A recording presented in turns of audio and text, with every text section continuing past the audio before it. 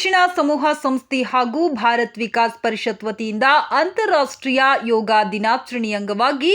4 ಬಾರಿ ಚಿನ್ನದ ಪದಕ ಪಡೆದ ಮತ್ತು ಕಳೆದ ವರ್ಷ ಒಡಿಶಾದಲ್ಲಿ ಡಾಕ್ಟರೇಟ್ ಪದವಿ ಪಡೆದು ಕಂಪ್ಲಿ ನಗರದಲ್ಲಿ ಯಕ್ಷ ಯೋಗ ಅಕಾಡೆಮಿ ನಡೆಸುತ್ತಿರುವ ಮತ್ತು ದೇಶದ ನಾನಾ ಭಾಗಗಳಲ್ಲಿ ನಡೆಯುವ ಯೋಗ ಕಾರ್ಯಕ್ರಮದಲ್ಲಿ ಮಕ್ಕಳನ್ನು ಕಳಿಸುವುದಲ್ಲದೆ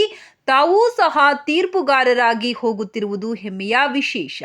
ಇದೇ ಸಂದರ್ಭದಲ್ಲಿ ಶಾಲೆಯ ಸಂಸ್ಥಾಪಕ ಅಧ್ಯಕ್ಷರಾದ